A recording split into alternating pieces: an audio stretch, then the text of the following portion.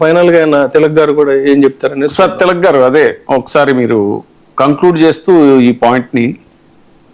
Sir Tilak గారు sir అదే ఇప్పుడు రాజకీయ పార్టీలు తప్పు చేస్తే మీడియా అనేటువంటిది ఇన్వాల్వ్ అయ్యి దాని మీద ఫైట్ చేయటం ఇవి ఉండేవి. ఇప్పుడు రివర్స్ లో ఇప్పుడు మీడియా తప్పు చేస్తే పొలిటికల్ పార్టీ వెనకేసుకొచ్చే పరిస్థితి. దీన్ని ఎలాగా కంక్లూజన్ రిమార్క్స్ లాగా నేను ఎందాక చెప్పినట్టుగా వాళ్ళకు ఉన్నటువంటి ఆర్థిక సంబంధాలు అవేనండి. ఇది రాధాకృష్ణ గారి పత్రిక కాదు, చంద్రబాబు నాయుడు గారు నడిపిస్తున్న పత్రిక. అందువల్ల వాడు వెంటనే రంగంలోకి వస్తారు.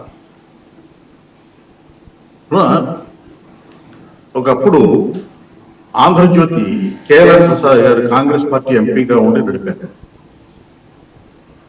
ఇంతకంటే పెద్ద రాజకీయాలు చేశారు ఆయన. చంద్రబాబు నాయుడు గారు ఆయన ఆఫీసులో చాలా జిల్లాలకు చెందినటువంటి నాయకులతో సమావేశాలు జరిపేవాడు. ఆ టైంలో కాసు బ్రహ్మానంద రెడ్డి గారు ముఖ్యమంత్రిగా ఉండగా ఆయన హైదరాబాద్ నుంచి గన్నవరం ఎయిర్పోర్ట్కి వచ్చారు ముఖ్యమంత్రి హోదా. ఆంధ్రజ్యోతి అప్పట్లో సాయంత్రం పేపర్ ఉండేది. ఆ ఫోటో వేసి క్యాప్షన్ రాష్ట్ర ముఖ్యమంత్రి కాసు బ్రహ్మానంద రెడ్డి గారు గన్నవరం విమానంలో దిగుతున్న దృశ్యం, ఇది క్యాప్షన్. అప్పట్లో హ్యాండ్ కంపోజింగ్ కాబట్టి ఆ లెట్లో బి ఎగిరిపోయింది. అప్పట్లో ఏంటంటే బ్రహ్మానంద రెడ్డి గారికి కేఎల్ ప్రసాద్ గారికి సంబంధాలంతా సత్సంబంధాలు అయితే లేవు.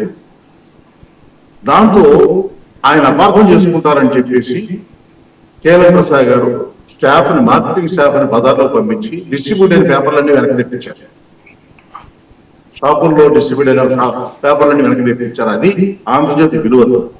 ఇవాళ రాధాకృష్ణ ఆ విలువలను కూడా పాతరేసి తెలుగుదేశం పార్టీకి భజన చేస్తూ ఇవే విలువలు అని చెప్పేసి చెప్పడం అంటే అంతకంటే దుర్మార్గం ఉండదు, అంతకంటే దిగదారుతనం ఉండదు. ఇంతకంటే ఇక ఈ దిగువ స్థాయికి ఎవరు దిగదారలేదు.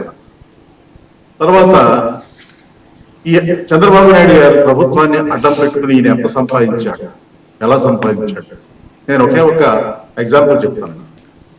ఆయన చంద్రబాబు నాయుడు గారి పర్మిషన్తో చంద్రబాబు నాయుడు గారు ముఖ్యమంత్రిగా ఉండి ఇచ్చినటువంటి యాక్టివ్ పవర్ ప్లాంట్ విజయవాడ దగ్గర ఇబ్రహీంపట్నంలో ఇచ్చారు. దాంట్లో ఎన్ని అక్రమాలు ఉన్నాయి, ఎన్ని వైలేషన్స్ ఉన్నాయి, ఎన్ని రకాలుగా ప్రభుత్వానికి నష్టం చేస్తున్నారు అన్నీ కూడా గతంలో ఆధారాలతో సహా ఉన్నాయి. దాన్ని రాజశేఖర రెడ్డి గారు పొడవేరు వరదలు వచ్చింది. ఈ పవర్ ప్లాంట్ వలన విజయవాడకి పొడవేరు వరదలు వచ్చాయి. 20 సంవత్సరాలు వస్తే హైదరాబాద్ రోడ్ కట్ ఆఫ్ అయింది. ఆయన వచ్చి బస్సులో ఈ వరదలను చూస్తూ అక్కడ పవర్ ప్లాంట్ గురించి తెలుసుకుని ఆ పవర్ ప్లాంట్ ఉండటం వల్లనే పొడవేరు ఛానల్, అది పోలవరం లింక్ కెనాల్ అంట, ఆ ఛానల్లోంచి ఈ పవర్ ప్లాంట్ ఉండటం వలన కృష్ణానదిలోకి నీళ్లు పెట్టలేదు, వరద నీరు, అందువల్లనే విజయవాడ మునిగిందని తెలుసుకుని వెంటనే హైదరాబాద్ లో రివ్యూ మీటింగ్ పెట్టి ఆ power plant NOC license cancel చేశారు, నా అబ్జెక్షన్ సర్టిఫికేట్ క్యాన్సిల్ చేశారు. మళ్ళీ 2014లో చంద్రబాబు నాయుడు వచ్చాక దాన్ని మళ్ళీ తెలియజేశారు. దీనివల్ల వాటర్ ఫ్లోకి అబ్స్ట్రక్షన్ వచ్చి విజయవాడ థర్మల్ పవర్ స్టేషన్ లో ప్రొడక్షన్ తగ్గిపోతుంది. ఇది ఎవరో బయట అనే మాట కాదు, ఇంజనీరింగ్ ఇచ్చిన రిపోర్ట్. ఇప్పటికి ఎన్ని కోట్ల రూపాయలు నష్టం జరిగింది ప్రభుత్వానికి. ఇవాళ కూడా దాన్ని మార్చదు. మళ్ళీ మొన్న చంద్రబాబు నాయుడు పర్మిషన్ ఇచ్చారు, ఇప్పటికి నడుస్తుంది. ప్రభుత్వం ఆ విద్యుత్ కొంటుంది అధిక రేట్లకి. ఇది చంద్రబాబు నాయుడు గారు వలన ఆయన కలిగే ప్రయోజనం. ఇలాంటి ఎన్నో ఉన్నాయి.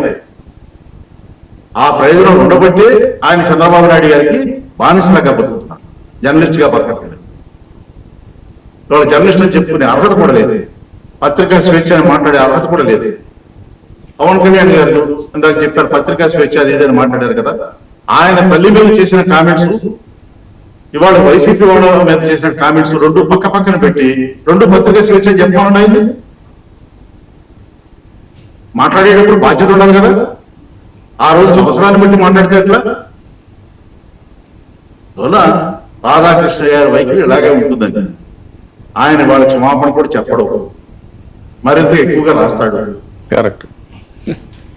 అందులో ఏం సందేహం లేదు. రేపు పొద్దు నుంచి చూడండి మీరు, సాక్షులు అప్పుడు ఎలా రాశారు ఇప్పుడు ఎలా రాశారని చెప్తారు, రాస్తూ ఉంటాడు ఆయన.